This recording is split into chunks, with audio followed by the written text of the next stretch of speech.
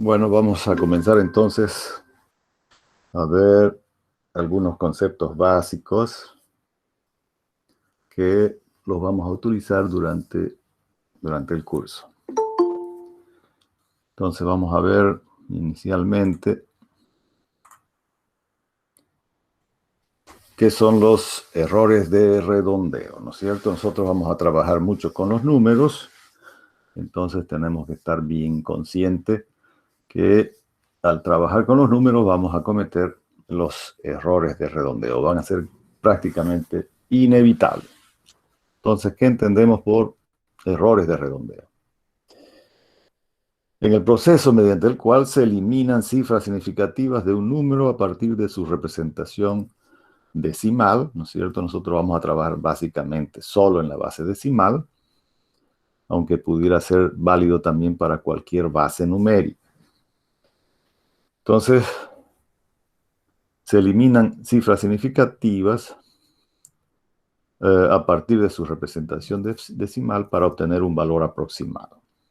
Si trabajamos con computadores, los números reales se representan mediante aproximaciones a dichos números.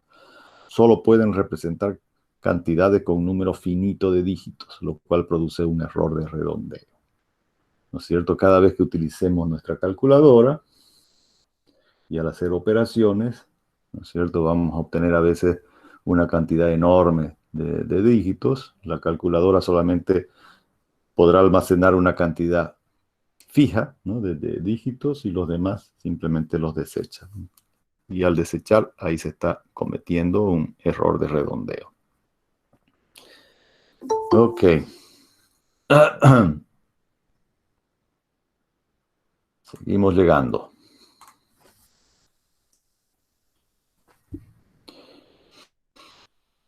Los errores de truncamiento en realidad vienen a ser la diferencia entre una formulación matemáticamente exacta y la aproximación que se obtiene por los métodos numéricos, ¿no? Por ejemplo, pudiéramos decir que el valor aproximado de la primera derivada de una función lo pudiéramos representar como esta ecuación, ¿sí?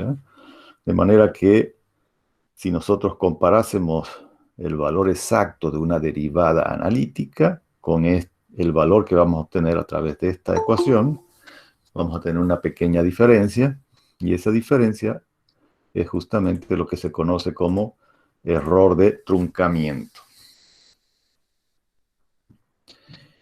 Cifras significativas. ¿Qué son las cifras significativas?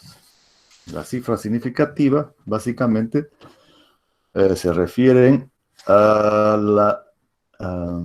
la confiabilidad, ¿no? de utilizar un valor numérico, el cual nos brinda una información no ambigua ni superflua acerca de una determinada medida experimental. Ok. En el proceso de hacer cálculos, cuando nosotros estamos trabajando haciendo cálculos, pueden aparecer como resultado de esos cálculos una gran cantidad de cifras, y no todas van a tener significado, ¿no? La mayoría, de hecho, no tendrán significado alguno.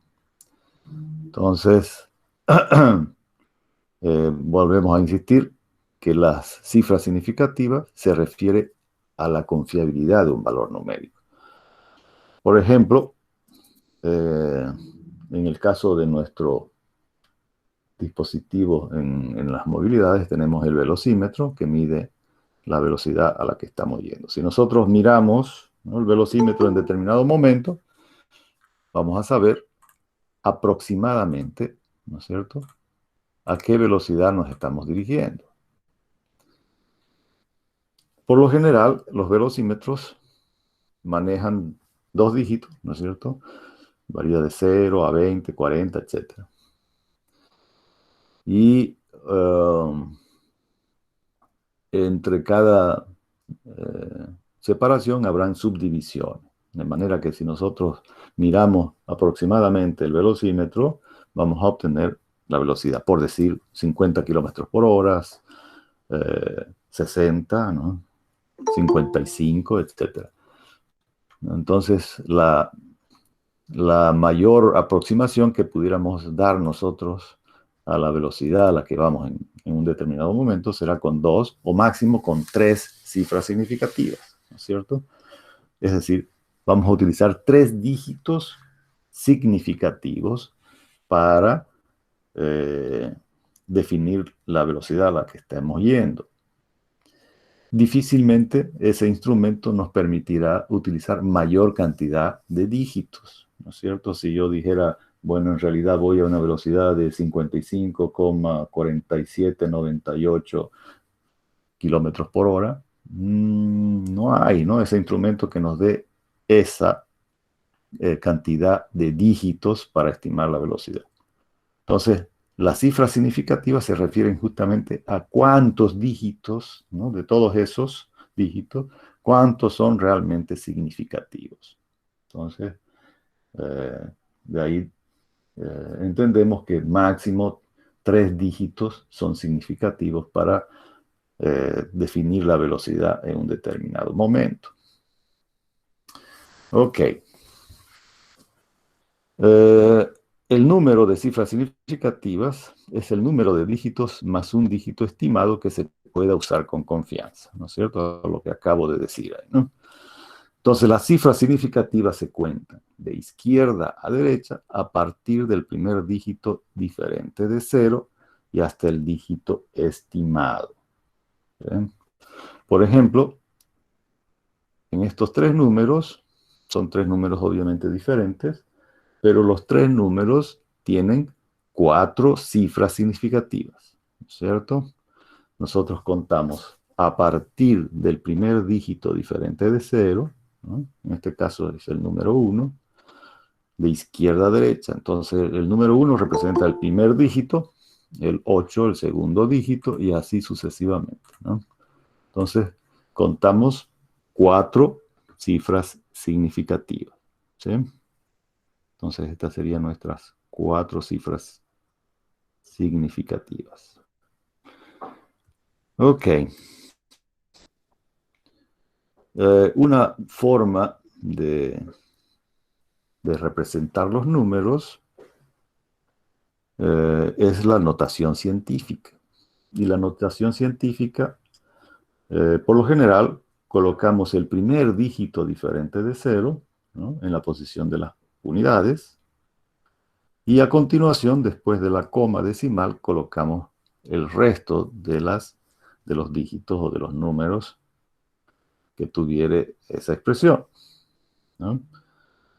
Con el exponente que nos indica la cantidad de posiciones que se va a recorrer la coma decimal hacia la izquierda o hacia la derecha, ¿no?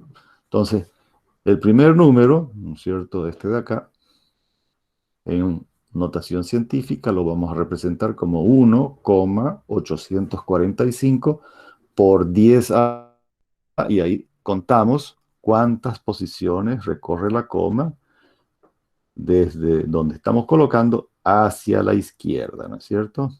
Entonces, cuando la coma recorre hacia la izquierda es el signo negativo, ¿no? Y si recorre hacia la derecha, signo positivo.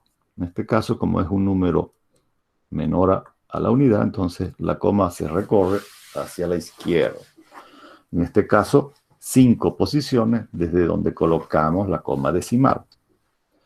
Lo mismo el número que está en el medio, ¿cierto? Colocamos la coma, ¿no es cierto?, después del primer dígito diferente de 0, y de ahí contamos cuántas posiciones se recorrerá hacia la izquierda. En este caso, 4 posiciones, ¿no? Entonces va a ser menos elevado a la menos 4, ¿no? El exponente. Y lo mismo para el número que está en la parte inferior, ¿no? Que en este caso solamente se va a recorrer la coma 3 posiciones hacia la izquierda. Ok, entonces esta forma de notación es lo que se conoce como notación científica. En esta notación científica se eliminan todos estos ceros que están a la izquierda, ¿no es cierto? Todos estos ceros desaparecen. Por lo tanto, quiere decir que los ceros a la izquierda no se los consideran cifras significativas, ¿sí? Los podemos omitir y no pasa nada con el número, ¿no es cierto? En la notación científica. Entonces ahí queda claro que cada uno de estos tres números tiene 4 cifras significativas solamente. ¿Bien? Ok. Algo similar sucedería si yo coloco, por ejemplo, este número, ¿no? Vamos a colocar este número de acá. Y yo les pregunto a ustedes, ¿cuántas cifras significativas tiene ese número? Entonces, vamos a tener la tentación de decir que son 4 cifras significativas, ¿no es cierto? Porque los ceros a la derecha tienen valor, ¿no? Ok, y si los llevamos a la forma de la notación científica, ¿cómo quedaría este número? 1,5 por 10 a la 3, ¿no es cierto? ¿Y los ceros qué pasó? Desaparecieron. Entonces quiere decir que tanto los ceros a la izquierda como a la derecha no se los consideran cifras significativas. ¿Ya? Entonces, vamos a convencionar de esa forma que los ceros a izquierda y los ceros a la derecha no son cifras significativas. Sin embargo, si yo tengo ceros, por ejemplo, a ver, vamos a colocarlo de esta manera.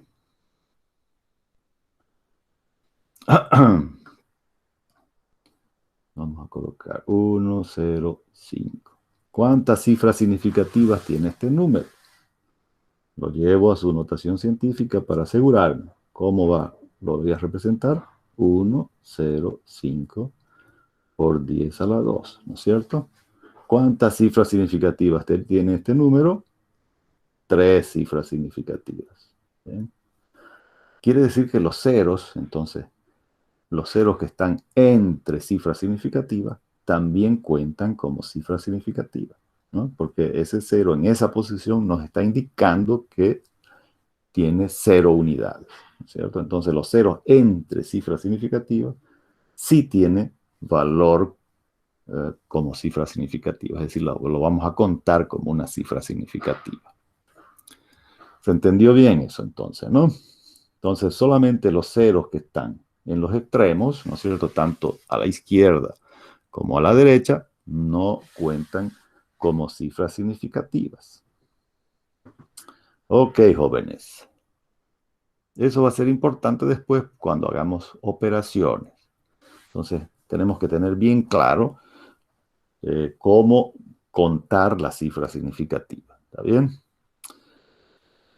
Ahora entremos a algunos conceptos. Por ejemplo, el concepto de exactitud. ¿A qué se refiere cuando nosotros decimos esa medición es exacta? O el valor que hemos obtenido es exacto, ¿no es cierto? Entonces se refiere básicamente a la aproximación de un número o de una medida al valor verdadero que se supone representa, ¿no es cierto? Si, no sé, tenemos, qué sé yo, la, la longitud de un lápiz, ¿no es cierto? Lo medimos y el valor que estamos obteniendo es una aproximación al valor verdadero de la longitud de ese lápiz, ¿cierto? Entonces, ¿cuál es el valor verdadero? Bueno, es la mejor aproximación en este caso que podemos obtener, ¿no?, de la medición de esa longitud. Entonces, mientras ahí vamos a ver después también un concepto diferente, pero asociado, que es el concepto de precisión, ¿no?, que es el que viene a continuación. ¿Qué es la precisión?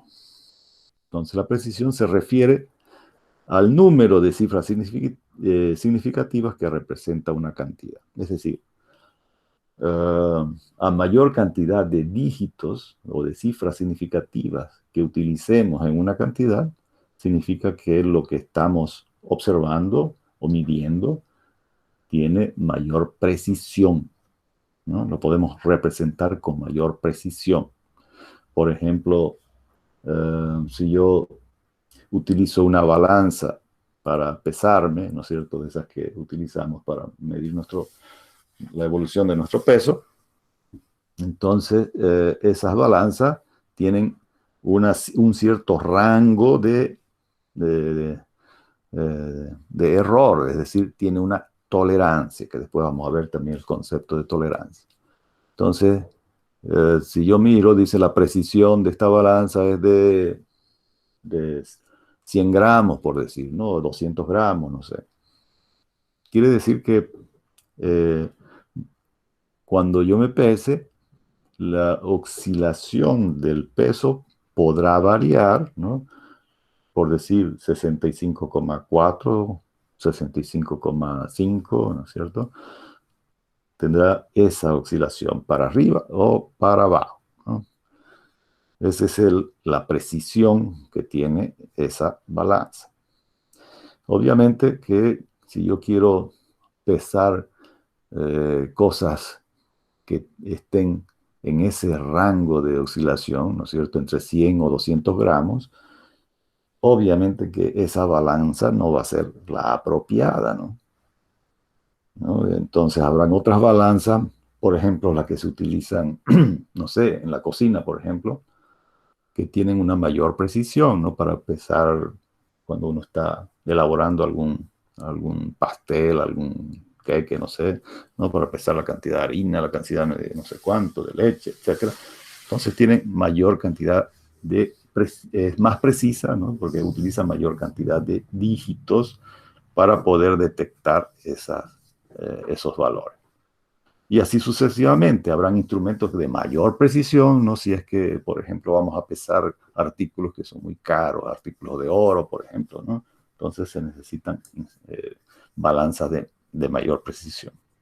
Entonces, el concepto de precisión está relacionado, por un lado, por la cantidad de dígitos que podemos utilizar con confianza, ¿no? Es decir, las cifras significativas, y por otro lado también tenemos que tener un instrumento que sea confiable, es decir, que en las medidas repetitivas que haga ese instrumento se repitan, ¿no es cierto?, los valores de las mediciones. Si esas lecturas, ¿no?, están ajustadas uno con las otras, quiere decir que el instrumento es de precisión. Pero si cada lectura que yo haga obtengo valores muy diferentes, obviamente ese instrumento está con algún defecto, ¿no? Entonces no es preciso. Entonces ahí tenemos la diferencia entre estos dos conceptos, ¿no? El concepto de exactitud, que se refiere a la aproximación a un valor, y la precisión, que está desglosado en dos aspectos, ¿no? La cantidad de dígitos significativos que podemos utilizar para describir un determinado fenómeno, y además que el instrumento que mide ese fenómeno sea confiable, ¿no?, de valores confiables, ¿no?, que se puedan repetir. Ok. Estos dos conceptos están relacionados acá en este gráfico, ¿no? En este gráfico hemos colocado en abscisas el aumento de la exactitud y en ordenadas el aumento de la precisión. Entonces tenemos estos 4 círculos y cada uno está con unos puntitos rojos que representan aproximaciones, ¿no es cierto? Entonces, si los puntitos están separados, ¿no?, unos de otros, muy separados, significa que hay poca precisión. Si además esos puntos están alejados, ¿no?, como es el caso del círculo que está en la parte superior izquierda, ¿no es cierto? Este círculo de acá nos indica que hay poca precisión y también, digamos, hay poca exactitud, ¿no es cierto? Todos los puntitos están alejados del centro y separados unos respecto de los otros. En el otro círculo, el que está a su lado, en la parte superior derecha, ¿no?, todos los puntitos siguen separados unos respecto de los otros, pero están todos centralizados, ¿no?, respecto al centro del círculo. Eso significa que se aumentó la exactitud, ¿no es cierto? Están más próximos del valor central, pero al estar unos separados de los otros, significa que todavía no hay aumento en la precisión, ¿eh? En cambio, los círculos que están por debajo, especialmente este de acá, se observa claramente que los puntitos están agrupados, están muy cerca uno de los otros, ¿no es cierto?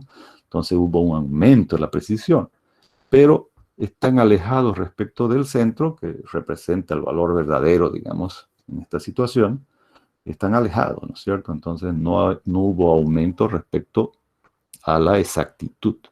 Entonces el objetivo, en realidad, de los métodos numéricos es tener exactitud y precisión, ¿no? Que las aproximaciones que hagamos estén muy próximos del valor verdadero, es decir, del centro, ¿no? Y que además, ¿no?, si repetimos esas mediciones o esos cálculos, nos den valores que estén en el entorno y muy próximos unos de otros. ¿Bien? Entonces, eso significará que tenemos precisión. Entonces, el concepto de exactitud y precisión están resumidos entonces aquí en este gráfico. Ok, ahora vamos a ver algunas definiciones de error. La definición básica de error. ¿Qué es un error? El error simple, ¿no es cierto? Porque el error simple, el error absoluto también se lo conoce así, ¿no? Es la diferencia, es la simple diferencia en realidad de un valor verdadero y un valor aproximado. Entonces, si nosotros le restamos al valor verdadero el valor aproximado, obtenemos el error absoluto, el error verdadero. ¿Sí? La deficiencia de esta definición de error es que no está considerando el valor de la magnitud de lo que se está midiendo. Es decir, nos da simplemente la diferencia entre dos valores, pero no nos dice cuánto es en relación a lo que estamos midiendo, ¿no es cierto? No pudiéramos no tenemos en realidad mucha información sobre la magnitud misma de ese error, si es mucho, si es poco, etc. ¿No es cierto? Si ese valor, por ejemplo, fuese, qué sé yo, ¿no?, un valor numérico pequeño, pudiéramos caer en la tentación de decir que ese error es pequeño. Pero como no sabemos en realidad qué es lo que se está midiendo, no es lo mismo medir, ¿no es cierto?, la longitud por decir, de la pantalla de su computadora, que medir la distancia de aquí a Cochabamba, digamos, ¿no? Entonces son distancias o longitudes tremendamente diferentes y los errores que pudiéramos cometer deberían estar referidos obviamente a lo que estamos midiendo. Y eso es lo que considera la siguiente definición de error, ¿no? Cuando ya hablamos de error relativo, ¿no?, en este caso verdadero, porque lo estamos refiriendo a un valor verdadero, es cuando estamos normalizando el error, ¿no es cierto? El error verdadero, lo estamos dividiendo entre el valor verdadero, eso significa que lo estamos comparando, lo estamos normalizando al valor verdadero. Entonces, ahora sí, el error lo estamos refiriendo respecto del valor verdadero, ¿no? Y aquí al multiplicarlo por el 100, simplemente lo estamos convirtiendo ese error en un valor porcentual. Entonces, el error relativo verdadero porcentual es el cociente entre el error absoluto y el valor verdadero, multiplicado por 100. ¿Sí? Ahora sí ya podemos emitir un juicio de valor si ese error es grande o pequeño respecto de lo que estamos midiendo, ¿no es cierto? Si hemos cometido 1 centímetro de error al medir la longitud de nuestras pantallas, obviamente va a ser un error relativamente grande, ¿no? Porque la pantalla es pequeña, ¿no? Bueno, dependiendo también de la pantalla que estén utilizando. Pero si lo comparamos esa dimensión con una longitud, con una distancia, por decir, de aquí a Cochabamba, obviamente que no hay punto de comparación, ¿no es cierto? Entonces, si yo cometí 1 centímetro de error en la distancia de aquí a Cochabamba, es un error insignificante, ¿no es cierto? Despreciable, totalmente despreciable. En cambio, al medir una pantalla no va a ser tan despreciable. Entonces, de ahí que esta definición de error nos da ya un orden de magnitud del error respecto de lo que se está midiendo. ¿Sí? Muy bien. Para comparar estos dos tipos de errores, vamos a resolver este pequeño ejemplo, ¿no? Suponemos que tenemos que medir la longitud de un puente y de un remache. El puente se lo midió in situ, digamos, en obra, ya construido, y midió 9.999 centímetros. Y el remache, 9 centímetros. Sabemos que el valor verdadero de ese puente es 10.000 centímetros y 10 centímetros para el remache. Digamos que ese valor verdadero lo pudiéramos haber obtenido del diseño original del puente, ¿no es cierto? El que hizo el diseño. Ok, entonces queremos saber los correspondientes errores absolutos y los errores relativos en esas dos mediciones, ¿no es cierto? En la medición del puente y en la medición del remache. Entonces, el error que se comete en el puente, el error absoluto, el error simple, ¿no es cierto? Es la diferencia entre el valor verdadero menos el valor aproximado. Entonces, el valor aproximado, que es el que hemos obtenido al medir ya el puente construido, es 9.999. Entonces, 10.000 menos 9.999, el error es 1 centímetro, ¿sí? 1 centímetro de error. Entonces, ahí pudiéramos nosotros caer en la tentación de decir simplemente es pequeño, ¿no es cierto? Porque 1 centímetro es poquito. Pero todavía tenemos que compararlo con este otro error, por ejemplo, ¿no? El error del remache, ¿no?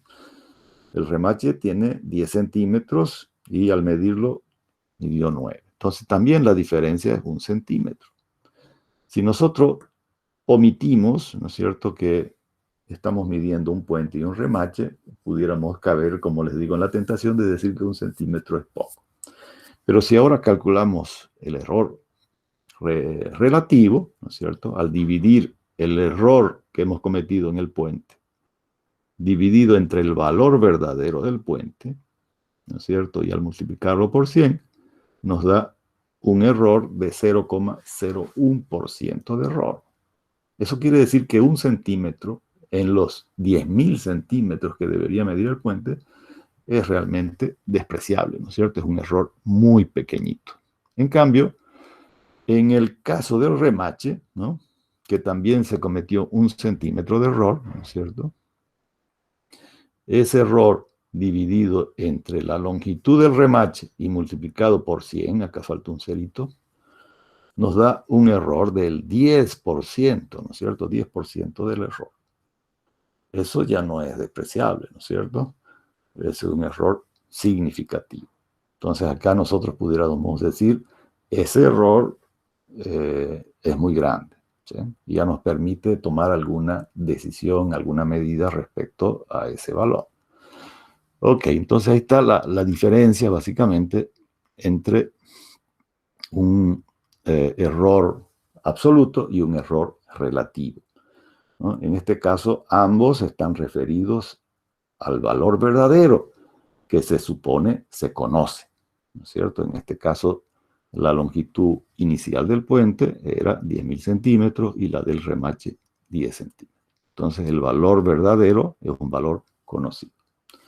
Pero en las aplicaciones reales casi nunca se conoce, ¿no es cierto?, el valor verdadero, ¿no es cierto? Si yo quiero saber cuál es la distancia de aquí a la Luna, no hay forma de que alguien me diga el valor verdadero es tanto. Entonces, cualquier medición que yo haga después van a ser valores aproximados. Pero ¿cuál va a ser el error verdadero que he cometido? No sé, porque no existe realmente un valor verdadero, ¿no?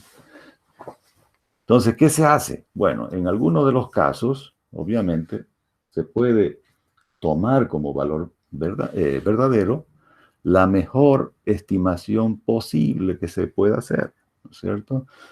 Eso dependerá de la tecnología en ese momento que tenemos para hacer esa medición, ¿no?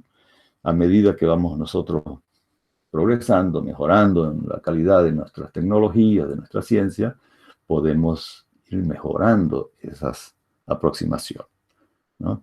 Pero, como les digo, ya no será un valor verdadero desde el punto de vista, por ejemplo, matemático, ¿no es cierto? Que podemos resolver un problema y obtener una solución exacta. Aquí ya no. Aquí se tomaría como valor verdadero la mejor estimación posible. En el caso de los métodos numéricos, ¿no? La mayoría de los métodos van a ser esquemas iterativos, ¿no? para calcular resultados. Entonces, ¿qué hacemos? Nos damos un valor inicial, ¿no? para un determinado problema y a través de un algoritmo generamos un proceso repetitivo, ¿no? Un loop de calcular para ir mejorando la aproximación, ¿no? Con cada vuelta que nosotros demos, ¿no? Con cada iteración que se ejecute, se busca mejorar la solución. Entonces, en cada iteración que yo genere, voy a obtener un nuevo valor. A ese valor lo voy a llamar, el último valor calculado va a ser el valor actual. Y el valor anterior, ¿no es cierto?, va a ser, digamos, la aproximación previa respecto del actual, nos va a dar el error absoluto entre esas dos aproximaciones, ¿no? Entonces, el valor actual menos el valor anterior es el error. Y si yo además lo divido entre el valor actual, entre el último valor calculado, ¿no es cierto?, ya tengo también un error relativo. Y si lo multiplico por 100, se convierte en un error relativo porcentual. Como ese error está basado en valores aproximados, entonces aquí se le agrega como un subíndice A de aproximado, ¿no? Los errores anteriores tendrían un subíndice B referidos al valor verdadero, ¿sí? Entonces estos subíndices nos indican que este error está normalizado a un valor aproximado. Entonces el valor actual es un valor aproximado, es el último valor calculado en un proceso iterativo. Si continúo haciendo más iteraciones, ese valor se va a ir actualizando, ¿no es cierto? El último valor calculado será el valor actual y el anterior, y respecto del anterior generamos entonces o calculamos ese error. Entonces, esta es una manera también de evaluar el error cuando no se cuenta con un valor verdadero para comparar, ¿sí?, que es en la mayoría de los casos. Como les decía, en los métodos numéricos es muy frecuente calcular solo los errores aproximados, ¿no? Porque la mayoría de estos métodos van a ser esquemas iterativos. Muy bien. La tolerancia, ¿qué es la tolerancia? En realidad, la tolerancia viene a ser esta formulita de acá, ¿no?, que fue desarrollada por un matemático norteamericano en los años 70, ¿no?, en los años 1970, por ahí. Lo que hizo este señor, ¿no?, fue su tesis, es relacionar justamente el número de cifras significativas que vamos a utilizar para calcular el error con el valor verdadero, con el valor exacto de la solución. Entonces, él encontró que existe una relación entre la cantidad de dígitos que podemos aproximar con exactitud con confianza, digamos, ¿no?, con seguridad que el resultado es correcto en esa cantidad de cifras significativas. Entonces, la tolerancia viene a representar, ¿no?, el error, el máximo error que queremos cometer, de manera que nuestra solución tenga el resultado correcto hasta la cantidad de cifras significativas que utilicemos en ese error. Entonces, esta fórmula es simplemente 0,5 por 10 a la 2 menos n, ¿no?, donde n entonces indica la cantidad de cifras significativas que queremos utilizar en el error, y que eso está relacionado con la cantidad de cifras de un resultado correcto que obtengamos. ¿sí? Entonces, cuando generemos un proceso iterativo, ¿no? Y calculemos el error aproximado en cada iteración que se haga, lo vamos a comparar con esa tolerancia para detener el proceso o no, ¿no? Si continúa o se detiene, ¿no? Si el error que obtuvimos es menor que esa tolerancia, entonces se detiene, ¿no? Si no, continúa ese proceso iterativo. Entonces, generalmente eso es lo que se conoce como la condición de paro, ¿no? Para detener el proceso. Entonces, esa tolerancia es, en general, se la solicita al que va a utilizar, digamos, un determinado software, ¿no? Si yo voy a calcular, por decir, eh, las raíces de una ecuación no lineal, entonces el programa me va a preguntar con qué tolerancia quiere obtener, digamos, en la aproximación. Entonces nosotros podemos decir que la tolerancia sea con 3 cifras significativas, o podemos dar ya el valor directo de la tolerancia, ¿no? En valor porcentual, 0,05% de error, ¿no es cierto?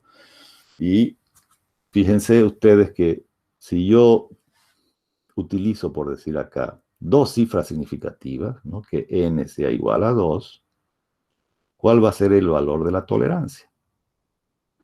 La tolerancia entonces va a ser 0,5 por 10 a las 2 menos 2 cifras significativas. Va a ser entonces, ¿cuánto? 0, ¿no? Es decir, que la tolerancia valdrá entonces 0,5%.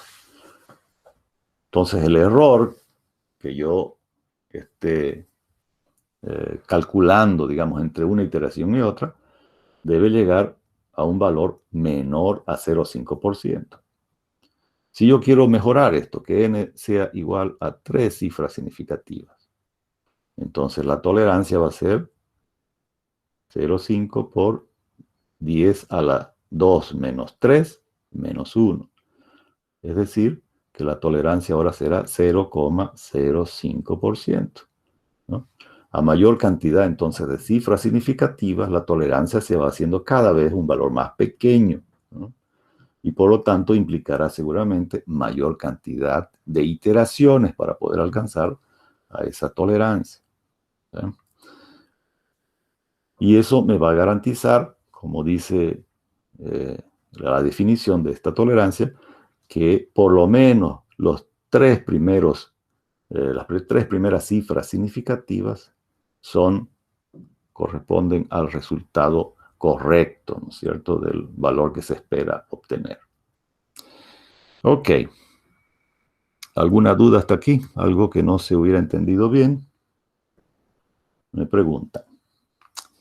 Si no, vamos a quedar por acá. No quiero todavía avanzar mucho. Estamos recién en la primera semana, básicamente, de clase, y entiendo que todavía estamos